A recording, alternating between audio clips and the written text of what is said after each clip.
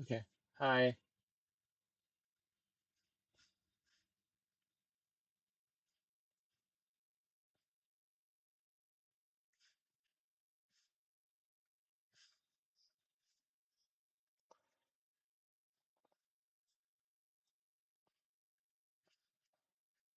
Mm,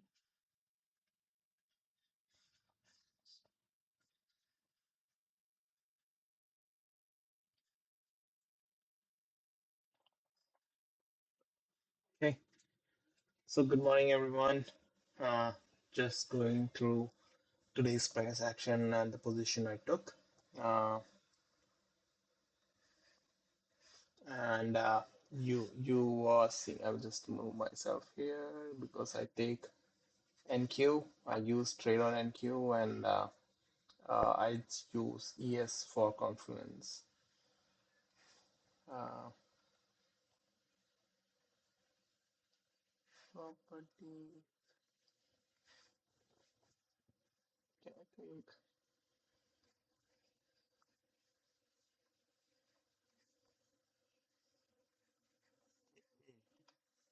I'm just learning, guys. Uh,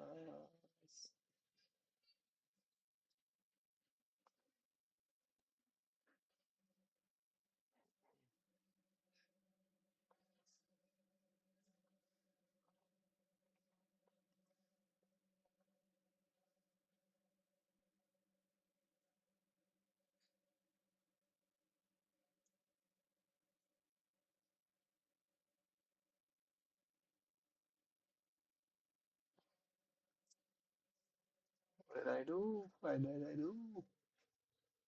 I'll just add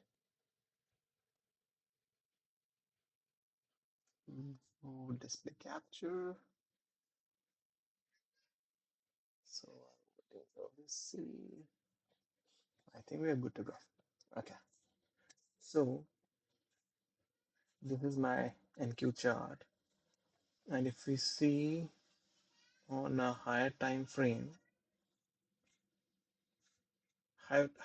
frame on NQ, it looks a little wonky. And on ES, which is acting as a powerful asset right now, we can see ES aiming this buy side liquidity. What is buy side liquidity? It's the low or an old high. So in this, we have this old high, which ES is looking to take.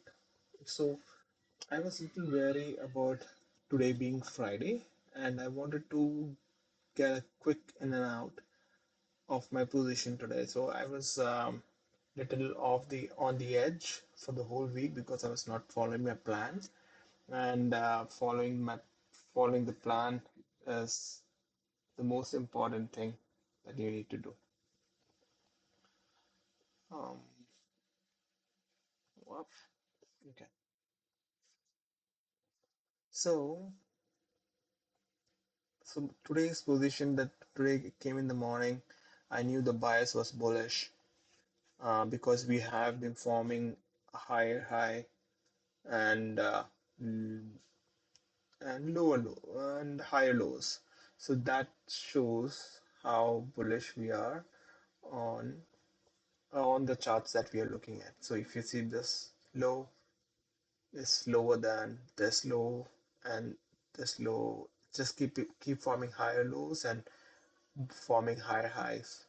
So coming in the morning, I was bullish and I just wanted, and this being Friday, Friday are those days where just markets tends to take whatever you have done through the week. So this is the end of the day, end of the week, and if you see the candle, if this is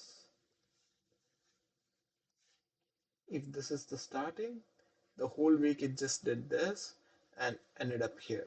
So I didn't see much movement left for the whole week, so I wanted to take a quick in and out for the day. So my position today was this one. I don't know why I'm doing this, but I need to follow a plan of trading one time. Okay, so my setup offers uh, It's beautifully, my model aligns beautifully when it's from 9:30 to 11 a.m. That's New York trading time. So when I came here, I was like, it's bullish. And this candle, it gave me an opportunity to enter bullish into this equal highs here. So I entered the moment the price came here and started a movement forming a wick here. So I knew this equal highs are gonna be the next target. Now see, look at this one. Like I'm telling you why I told you this is Friday and you need to be careful is because it just tagged the equal highs, not taking this high. And it just ran the liquidity on all those people who were long here. Okay. So it just ran them. So I was very wary of that, and I thought like that can easily happen, and it's better for me to just get out when this equal highs get done because it's the Friday and the week has already expanded and it almost finished its purpose. So I think for the day this is the aim, and that would be the close for the day, and the price might just drop here.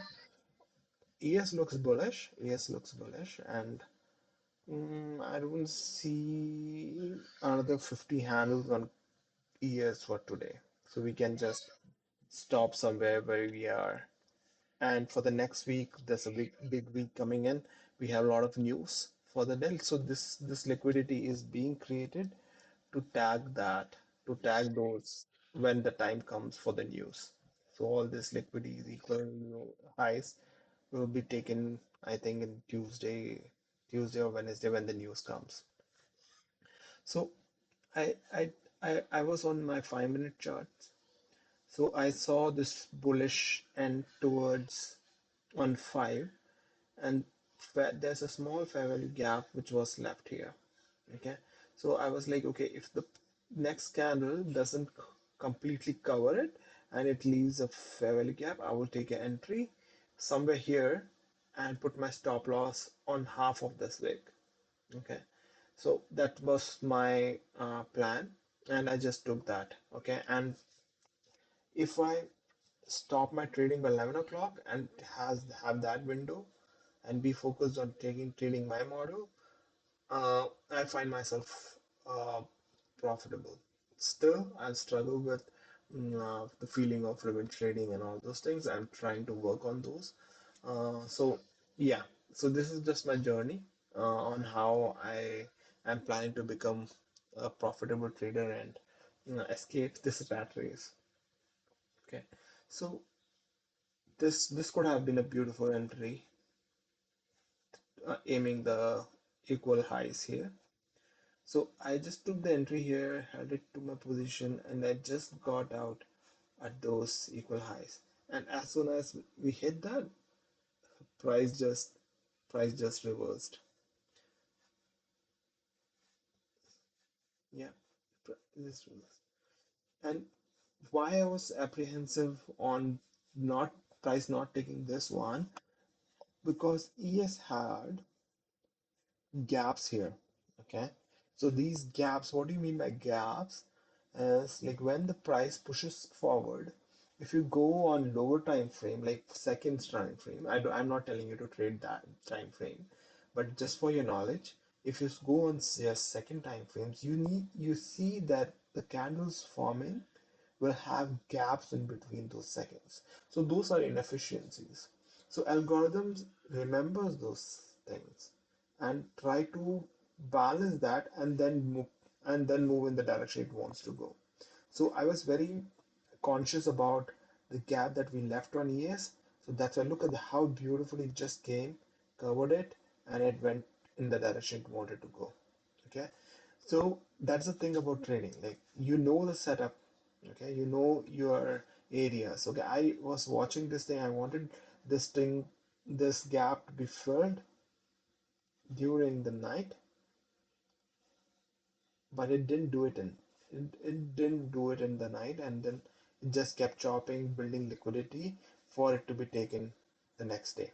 Okay, so this happened, and that's why I was very scared about NQ. Yeah, scared. This I'm still in the developing stage, so just forgive me if I use those terms. Yes, I was scared for my for losing money here. So that was my trade today. I just got him. I had a risk ratio of 1.34, minimum of 1.1 is 2. That's good because that means you need to be correct 33 only 33% of the time. Okay, 1 is to 3 is the best ratio that you can get into. Uh, yeah. Okay, thank you guys. That was my trade for today. I think I followed my plan, just taking one setup for the day.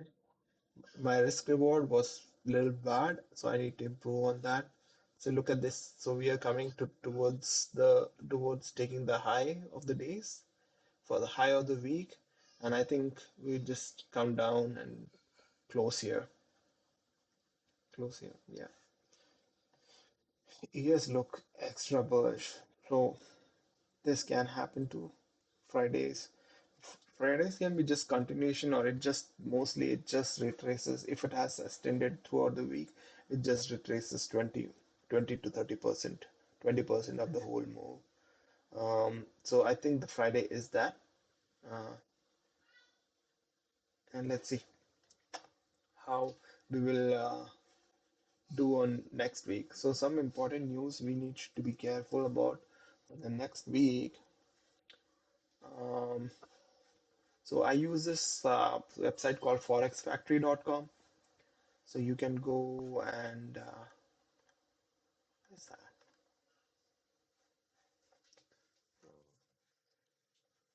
Yeah. So if you can see,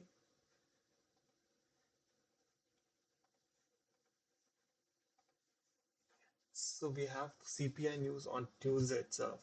So they're planning to move some big moves during the week. Uh, and the next week we don't have anything. Yeah, we don't have anything. July 29th we have fund rates. So this is a big news marking the end of July. Yeah, so for the next week we have CPI coming in. So I think what will happen is we will take these lows for the month. For the month. Price has shown insane bullishness, so I am not very sure about it, but I think we are going to aim this levels 28,498 for the month of July. Like look at how the month is looking. Yeah, so we might not just take this during this week. We'll not. This is a monthly chart. We have a gap open between 2 months. That is the month of May and April and June. So there's a gap between these 2 months. So we might just come touch this low and then go higher. We have more space to go down. So we need to be careful and keep that in our mind where the price can move next. Okay. We have this idea, but we need to behave according to the price action. Okay. So if the price action says, okay, I'm bullish, we need to stay bullish. Okay, these are just sticks, walking sticks, which helps you to walk. Okay, thank you guys.